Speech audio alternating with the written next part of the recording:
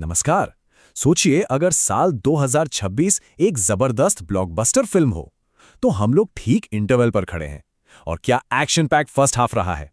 तो आज हम अब तक की सबसे बड़ी सुर्खियों को एक साथ जोड़कर देखेंगे, बिल्कुल किसी मूवी ट्रेलर की तरह। चलिए इस कहानी में सीधे उतरते हैं।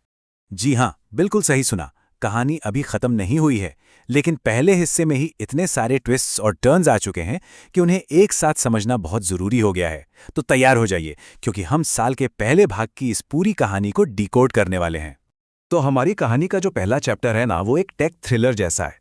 आर्टिफिशियल इंटेलिजेंस मतलब एआई अब सिर्फ एक शब्द नहीं रहा, ये एक पूरी क्रांति है जो हमारी दुनिया को बदल रही है। और इस क्रांति के सेंटर में कुछ बहुत बड़े नाम शामिल हैं।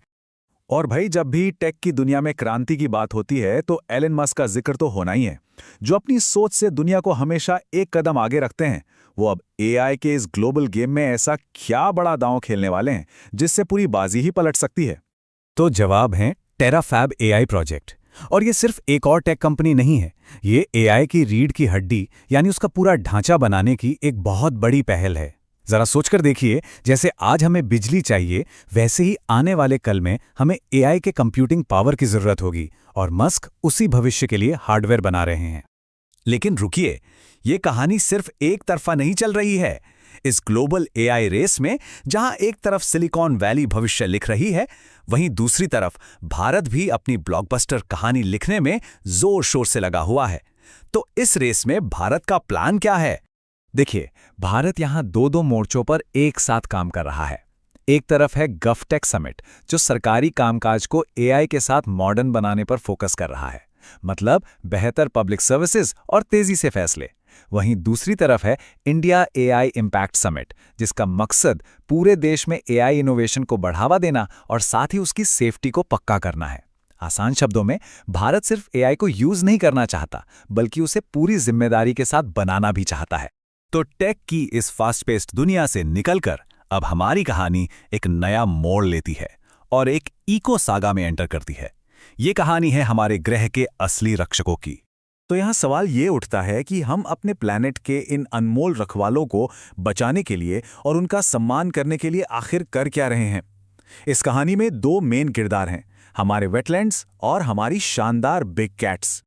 जैसे 2 फरवरी को हमने मनाया वर्ल्ड वेटलैंड्स डे, जिसकी थीम थी वेटलैंड्स और पारंपरिक ज्ञान। ये हमें कितनी खूबसूरती से याद दिलाता है कि प्रकृति को बचाना हमारी जड़ों से कितना गहरा जुड़ा हुआ है। और फिर है international big cat alliance summit. ये बाघों, शेरों और तेंदुओं जैसे हमारे राजसी शिकारियों को बचाने की एक ग्लोबल कोशिश है। और ये कोई छोटा मोटा प्रयास नहीं है, पूरे 95 देश। सोचिए, ये सिर्फ एक नंबर नहीं है। भारत की मेजबानी में 95 देशों का बड़ी बिल्लियों को बचाने के लिए एक साथ आना, ये दिखाता है कि दुनिया भर में पर्यावरण संरक्षण में भारत की भूमिका कितनी तेजी से बढ़ रही है। तो ग्लोबल स्टेज पर लीडरशिप दिखाने के बाद अब कहानी का फोकस आता है हमारे अपने घर पर। ये चैप्टर उन पलों के बारे में है जो हमें भारतीय होने पर गर्व महसूस कराते हैं। चलिए, ये टाइमलाइन हमें साल के कुछ खास पलों की सैर कराती है। 1 फरवरी को हमने अपने तटों के बहादुर रक्षकों को सुरक्षित तट समृद्ध भारत की थीम के साथ सलाम किया।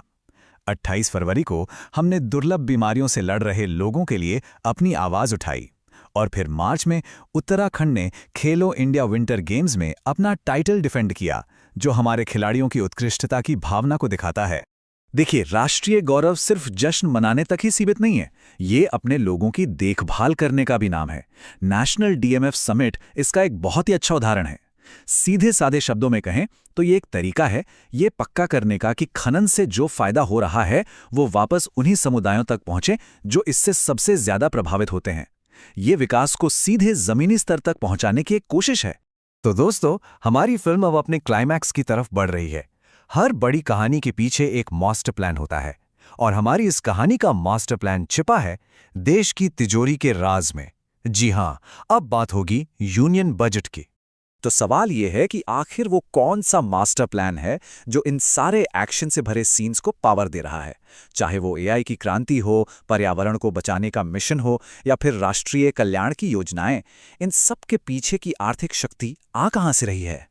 और पर्दा उठता है केंद्रीय बजट 2026-27 की मेन प्रायोरिटीज से। ये सिर्फ आंकड़ों का हिसाब किताब नहीं है, बल्कि देश की उम्मीदों और इरादों का एक पूरा रोड मैप है। अगर हम इस डोनट चार्ट पर नजर डालें तो साफ दिखता है कि बजट के 4 मेन पिलर्स हैं। सस्टेनेबिलिटी यानी धारणीयता, ग्रीन इनिशिएटिव्स, इंफ्रास्ट्रक्चर का विकास और बड़ी कल्याणकारी योजनाएं। मतलब ये सिर्फ पैसे का बंटवारा नहीं है, बल्कि एक हरे भरे, मजबूत और विकसित कल के लिए एक इन्वेस्टमेंट है। तो चलिए एक क्विक रिकैप करते हैं कि इस फिल्म के फर्स्ट हाफ में हमने क्या क्या देखा। एआई ने दुनिया और भारत में सेंटर स्टेज ले लिया है। धरती के रखवालों यानी बिग कैट्स और वेटलैंड्स को बचाने के लिए दुनिया एक हो रही है। राष्ट्रीय गौरव के पलों ने हमें प्रेरित किया है और इन सब के पीछे है एक मजबूत आर्थिक मास्टर प्लान जो एक बेहतर भविष्य की नींव रख रहा है। तो अब सबसे बड़ा सवाल ये है कि जब साल का पहला हाफ इतना एक्शन पैक्ड और जबरदस्त रहा है, तो 2026 के बाकी बचे हिस्से में कहानी कौन-कौन से नए मजेदार मोड़ लेगी, कौन से नए किरदार सामने आएंगे और इसका क्लाइमैक्स कैसा होगा, क्योंकि पिक्चर अभी बाकी है।